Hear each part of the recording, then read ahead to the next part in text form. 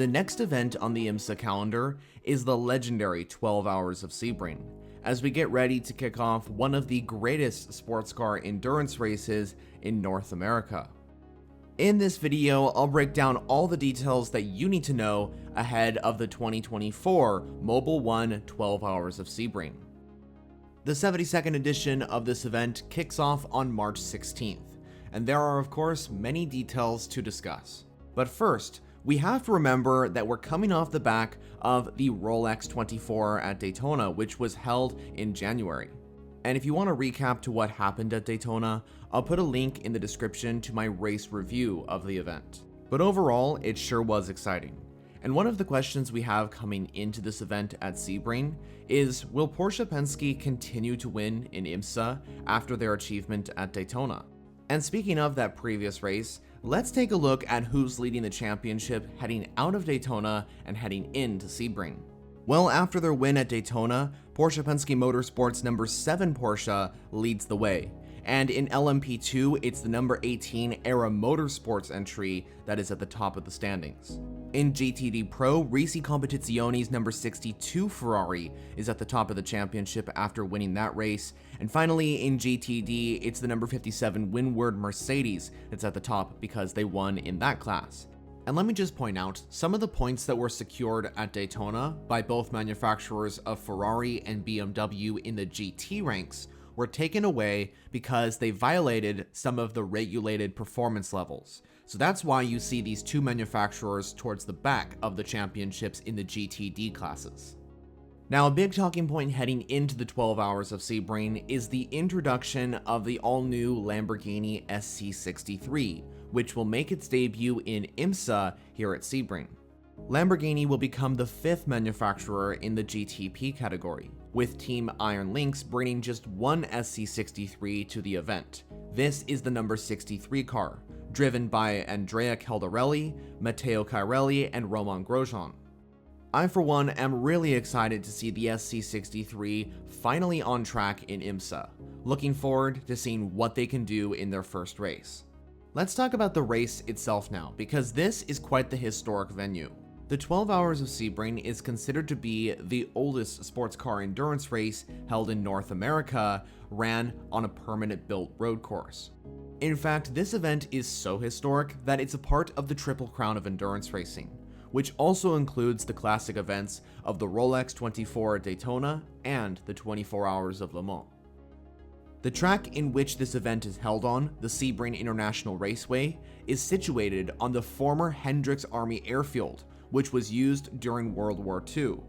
The Sebring circuit opened its doors in 1950, and the first race, the 6 Hours of Sebring, which was a non-championship event, was won by a little Crossley hotshot that very same year. The first 12 Hours of Sebring was held in 1952. Across the years, this event became very iconic, not just because of the fact that this is a lawn endurance race, but also the cars would need to survive for 12 hours straight on one of the bumpiest circuits across the world. Since its establishment as an event, many manufacturers from across the globe have contested and been successful at this 12-hour endurance race. But not one manufacturer has been more dominant than Porsche. The German auto manufacturer has a total of 18 overall wins here. Talk about consistency. Over the years, the track has gone through many changes, including the removal of the infamous Webster turn in 1967 after it was proved to be quite dangerous. But overall, the circuit is still situated around 7 miles away from Sebring, Florida. The circuit is FIA Grade 2 and has 17 turns that contribute to the length of 3.7 miles long. That's 6 kilometers long in that format. In fact, the circuit still uses some of the original concrete from the Hendricks Army Air Base, which is why the track is known for being so bumpy. Of the current variation of the circuit, the race lap record of a 141.8 is still held by Kamui Kobayashi when he set that lap time at the 1,000 miles of Sebring in 2019 in the Toyota TS050. Speaking of the 1,000 miles of Sebring, since the World Endurance Championship opened their season in Qatar, this means for the first time since 2021, the 1,000 miles of Sebring and the 12 Hours of Sebring do not overlap on the same weekend. So that means that Super Sebring Weekend is not a thing anymore. so we can focus our attention on IMSA's Sebring event. Let's talk about the entry list for this year's 12 Hours of Sebring now. As I've already mentioned, the Lamborghini SC63 is now out on track, so as you can already imagine, we're going to see an increase of entries in GTP.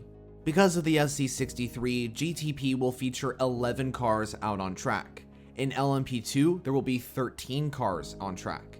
In GTD Pro, we will see 12 cars out on track, and finally in GTD, we will see 23 cars out on track. These entries all combine to create a 58 car grid for the 12 Hours of Sebring in 2024. I also wanted to mention that in GTD Pro, we will see a downgrade in entries from 13 that we had at Daytona to 12. This is because the Sun Energy 1 Mercedes will not be on track at Sebring. The balance of performance has also been revealed for this weekend. In GTP, on the power side, Cadillac has been given the most power with 697 horsepower, where BMW has the least. However, on the weight side of things, it's swapped between the two manufacturers, as BMW has the lightest car and Cadillac has the heaviest. It's also worth mentioning that on Lamborghini's debut, they're looking good on the BOP side. They have the second most powerful car and the second lightest car on the grid, so hopefully they do well on their debut here. On the weight side of things, in the GTD categories, the Mercedes cars will be the heaviest on track, and the Ford Mustangs will be the lightest. While the race of the 12 Hours of Sebring will be for the WeatherTech Sports Car Championship, across the weekend of racing at Sebring, IMSA also has races for some of their support series. The series that compete alongside the WeatherTech Championship include the Porsche Carrera Cup, the Lamborghini Super Trofeo Series, and the Michelin Pilot Challenge. As for the VP Racing Sports Car Challenge, that series won't be here at Sebring, but they just did 2 races at St. Petersburg during the IndyCar weekend. To conclude, let me share with you some of the dates for when this event actually takes place, and how you'll be able to watch the 12 Hours of Sebring in 2024. This precisely 12-hour endurance race is of course important, but first, the cars will need to qualify for the event. Qualifying for the race will be on Friday, March 15th, starting at 12:20 p.m. and going until 1:25 p.m. local time. The GT qualifying starts first, then it's the LMP2 car's turn, and finally GTP qualifying. As for the big race, that will take place on Saturday, March 16th, starting off at 10 a.m. going till 10 p.m. local time. As for how to watch the race live, it's pretty simple. If you're living in the United States, you'll be able to watch the race on the Peacock streaming service, which is an NBC broadcast.